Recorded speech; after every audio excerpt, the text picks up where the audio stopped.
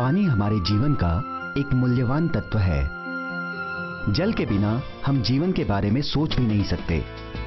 आज संसार के हर कोने में स्वच्छ एवं प्रदूषण रहित पानी का अभाव होने लगा है। पानी के स्रोत तेजी से घटते जा रहे हैं। ये समस्या इतनी जटिल होती जा रही है कि पूरा विश्व इसका समाधान ढूंढने में अरबों खरबों रुपए लगा रहा है।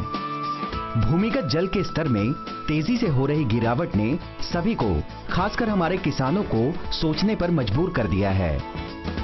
हमारे देश में पानी की कमी के कारण फसलें बर्बाद होने से किसान आए दिन आत्महत्याएं करने लगे हैं।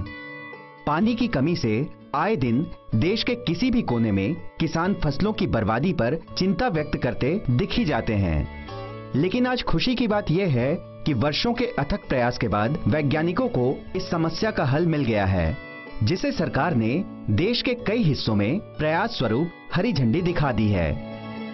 आज की कड़ी में हम बात करेंगे एक ऐसी ही खेती की जिसमें मिट्टी की जरूरत नहीं पड़ती और न ही सिंचाई के लिए अधिक मात्रा में पानी की।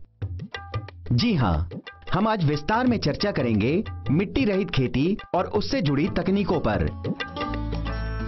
पिछली एक शताब्दी के दौरान किसानों द्वारा सब्जियों और अन्य फसलों की उत्पादन क्षमता को बढ़ाने के लिए विभिन्न प्रकार के रसायनों के प्रयोग से कुछ समय के लिए उत्पादन तो बढ़ा, परंतु धीरे धीरे भूमि की भौतिक दशा खराब हो गई और दूसरी तरफ उर्वरा शक्ति भी कम होती चली गई। इन सभी परेशानियों पर नियंत्रण प्राप्त करने के लिए गत वर्षों से वैज्ञानिकों ने कई तकनीकों का आविष्कार किया और फिर कई वर्षों की शोध स्वरूप वैज्ञानिकों ने कई प्रयोग किए और एक सफल तकनीक का आविष्कार किया, जो इन परिस्थितियों में किसानों की कृषि की दशा सुधारने में बहुत मददगार साबित होगी। और इस तकनीक को नाम मिला हाइड्रोपोनिक्स, अर्थात जल कृषि या मिट्टी रहित खेती। किसान भाइयों, जो मिट्टी रहित खेती है, जैसा कि आप देखते हैं कि मिट्टी प्रदूषित हो जाती है शहरों में या शहरों के किनारे, और उसमें खेती करने पे फिर सब्जियां होती नहीं हैं और उसको सुधारने में बड़ा टाइम लगता है या सुधारने का कोई प्रॉपर उपाय हम नहीं कर पाते हैं। तो ऐसे परिवेश में मिट्टी रहित खेती को हम अपनाते हैं। दूसरा, आप मल्टी स्टोरी पे रह रहे हैं तो आपको सब्जी रोज खाना चाहिए। तो अगर आपके बालकनी में धूप आती है, अच्छी तरह बालकनी ठीक ठाक है, अगर 20-25 गमले लगने लायक हैं, तो मैं कहूँगा कि आप 10 से 15 किलो मिट्टी वाला या बड़ा बड़ा गमला जो बोलते हैं, बहुत बड़ा नहीं लेकिन मध्यम वाला, जो आपका 1.5 फुट के करीब लंबा हो और 1.5 फुट के करीब चौड़ा हो, इस तरह से। तो गमले खेती को बढ़ावा देने का हम वैज्ञानिकों का ये प्रयास है कि कम से कम आप कुछ तो अपने घर को सब्जी उगाएं, ताजी सब्जियां खाएं, जिससे आपके पोषक तत्व की जो निर्भरता है आपके शरीर में अच्छी बनी रहे। हाइड्रोपोनिक या जल कृषि तकनीक की विशेषता ये है कि इसमें मिट्टी के बिना और पानी के कम से कम इस्तेमाल से सब्जियां उगाई जाती हैं। इसमें मिट्टी का प्रयोग नहीं होता है, इसलिए पौधों के साथ साथ न तो अनावश्यक खरपतवार उगती हैं और न ही इन पौधों पर कीड़े मकोड़े तथा अन्य मिट्टी जनित बीमारियां लगने का कोई डर रहता है।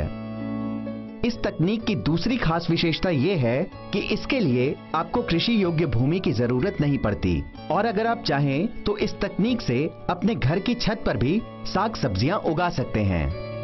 इस तकनीक में क्यारी बनाने और पौधों में पानी देने की आवश्यकता नहीं होती, इसलिए इसमें परिश्रम और मजदूरी की लागत भी कम आती है। किसान हाइड्रोपोनिक्स द्वारा पूरे वर्ष पैदावार ले सकते हैं और इनमें सभी साग सब्जियों को किसी भी ऋतु में उगाया जा सकता है। ये तकनीक पत्तेदार सब्जियों के लिए बहुत उपयुक्त है।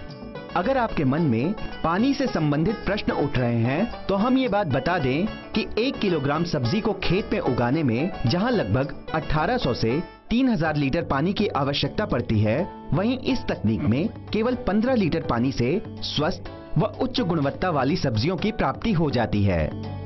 अगर ये तकनीक बड़े स्तर पर हो रही व्यावसायिक खेती में कामयाब होती है तो ये न सिर्फ भारत देश बल्कि पूरे विश्व के किसानों के लिए एक वरदान साबित होगी। इस विधि में पौधों को पानी की मदद से उगाया जाता है, परंतु सिर्फ पानी डाल देने भर से पौधे अपने आप नहीं उग जाते। बल्कि अन्य इंतजाम भी करने होते हैं।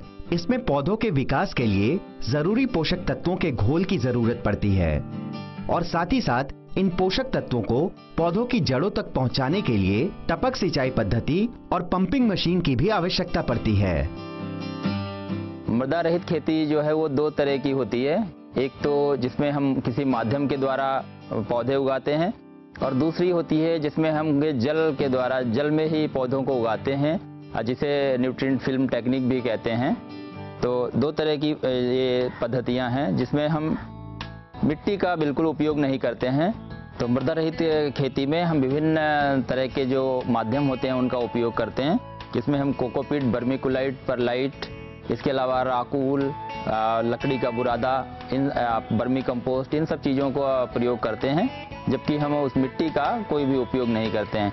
इसमें आप देख सकते हैं कि ये लेट्यूस जो फसल उगाई गई है, इसमें परलाइट, वर्मीकुलाइट और कोकोपीट को विभिन्न अनुपात में लगाकर ये फसल उगाई गई है। तो यहाँ पर हम संरक्षित कृषि प्रौद्योगिकी केंद्र में पालक, चौलाई, लेट्यूस, पाकचोय या ये आप पार्सले, लीक या दूसरी अन्य जो विदेशी सब्जियां हैं उनको इसमें उगाते हैं। और हमारा मकसद ये था कि जो नगरीय खेती, उपनगरीय खेती हो रही है तो अधिक से अधिक उसको बढ़ावा मिले और जो आम जनता है, उस जो फ्लैट्स में लोग रहते हैं, तो वो अपने उनको एक सुरक्षित सब्जी इस माध्यम से मिल सके।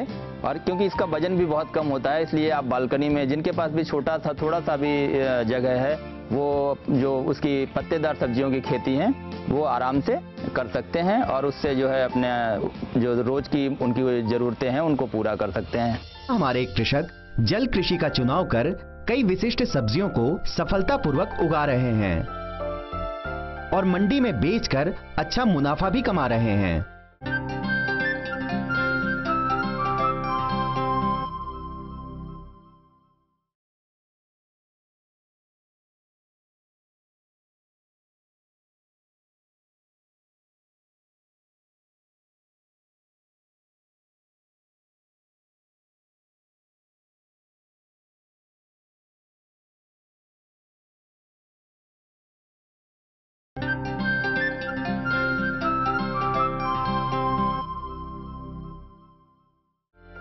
जल कृषि की दो प्रमुख पद्धतियां आज प्रयोग में लाई जा रही हैं, घोल विधि और माध्यम विधि। घोल विधि में जड़ों के फैलाव के लिए ठोस पदार्थ का प्रयोग नहीं किया जाता। इसमें पौधों को पानी से भरे ट्रे में वैज्ञानिक तरीके से रखा जाता है और फिर पोषक तत्वों का घोल प्रवाहित किया जाता है। माध्यम विधि में पानी का प्रयोग ना के बराबर होता है। इस विधि में पौधों की जड़ों को ठोस पदार्थों पर फैलाया जाता है। इन ठोस पदार्थों में नमी बनाए रखने की क्षमता होनी चाहिए। ठोस पदार्थ के रूप में बालू, धान की भूसी, कंकड़, नारियल का छिलका, राख, लकड़ी का बुरादा आदि प्रयोग किए जा सकते हैं। वहीं पौधों के अपशिष्ट जैसे जूट, नारियल, वर्मिक्यूलाइट आदि के मिश्रण का भी प्रयोग किया जाता है।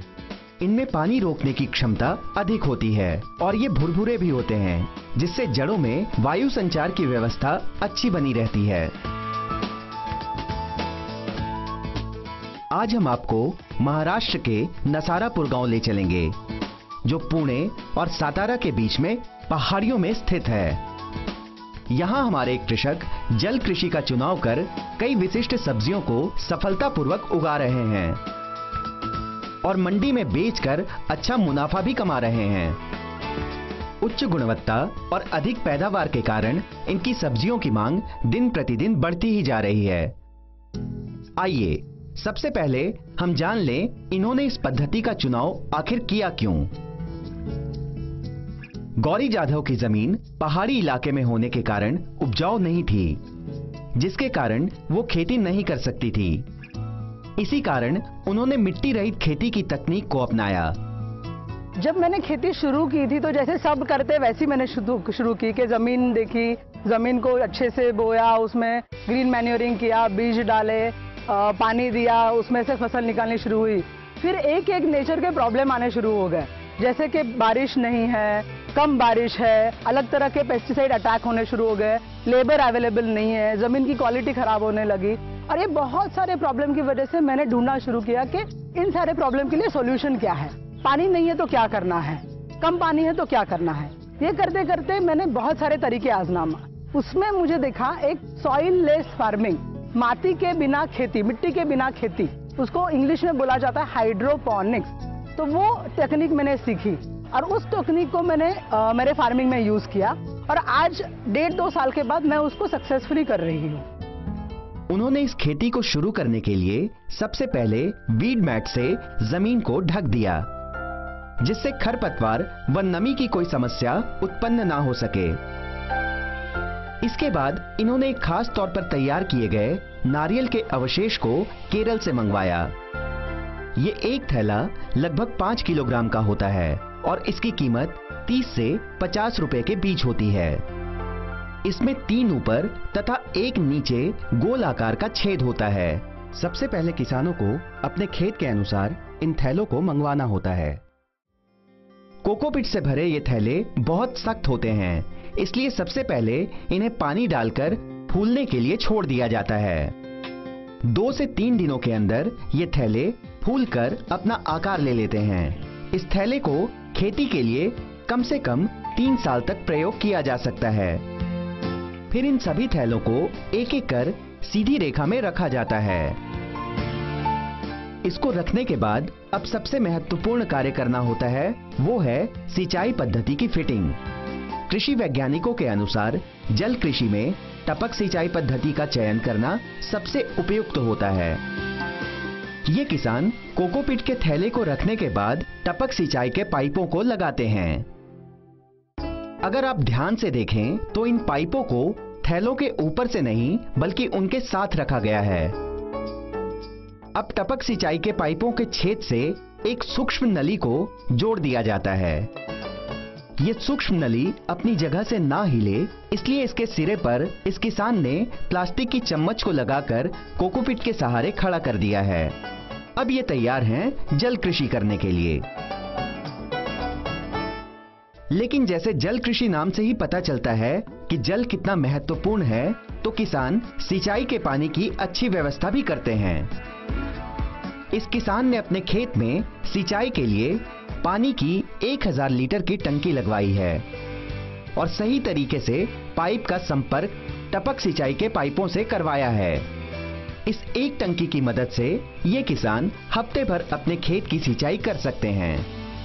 सिंचाई शुरू करने से पहले इन सभी टैंक में घुलनशील पोषक तत्वों को मिलाया जाता है। इन घुलनशील पोषक तत्वों का रूप प्रायः अकार्बनिक तथा आयोनिक होता है। कैल्शियम, मैग्नीशियम और पोटाश प्राथमिक घुलनशील तत्व हैं। वहीं प्रमुख घोल के रूप में नाइट्रेट, सल्फेट और डिहाइड्रोजन फॉस्फेट उपयोग में लाए जाते हैं। Potassium phosphate, potassium nitrate, calcium nitrate और मैग्नीशियम सल्फेट जैसे रसायनों का भी प्रयोग होता है। इसके अलावा iron, manganese, copper, zinc, boron, chlorine और निकेल का भी प्रयोग होता है। कृषि विशेषज्ञों के अनुसार इन सभी पोषक तत्वों के घोल को अलग अलग कंटेनर में तैयार किया जाता है। अलग अलग कंटेनर बनाने के पीछे कारण बस यही होता है कि इनमें से कुछ रसायन यदि पानी में मिलते हैं तो पानी के नीचे जाकर जम जाते हैं, जैसा कि चूना और पानी को मिलाने के बाद होता है। इन कंटेनर से निर्धारित मात्रा में पोषक तत्वों को 1000 लीटर के टैंक में मिला दिया जाता है। हाइड्रोपोनिक्स जो खेती है, हाइड्रोपोनिक्स का मतलब होता है, हाइड्रो मतलब वाटर और पोनिक्स मतलब उसके साथ काम करना। तो इसके अंदर सारा जो खाद जो दी जाती है, NPK और कैल्शियम, मैग्नीशियम और माइक्रोन्यूट्रिएंट जो भी दिया जाता है, वो सिर्फ पानी के थ्रू ही दिया जाता है। और हमें यहाँ जो पानी की ज़रूरत होती है, जो नॉर्मल फार्मिंग में जितना पानी लगता है उससे सिर्फ 10% ही पानी की ज़रूरत होती है। और पानी का जो pH हम मेंटेन करते हैं, या तो हाइड्रोपोनिक्स में एसिडिक pH, थोड़ा स्लाइटली एसिडिक pH रखा जाता है, जो कि 6 pH के आसपास हम मेंटेन करते हैं और उसके लिए एसिड का यूज़ किया जाता है। फिर इसका जो EC है ये 2 के आसपास मेंटेन करते हैं। और हमें जब भी हम इरिगेशन दे रहे हैं तो हमें ये ध्यान रखना चाहिए कि ये एसिडिक पीएच है और इसका 2 या 2.5 के आसपास ही होना चाहिए। कृषि विशेषज्ञों के अनुसार सामान्य कृषि की तुलना में इससे न सिर्फ अधिक पैदावार मिल सकती है बल्कि स्वस्थ सब्जियां उगाई जा सकती हैं।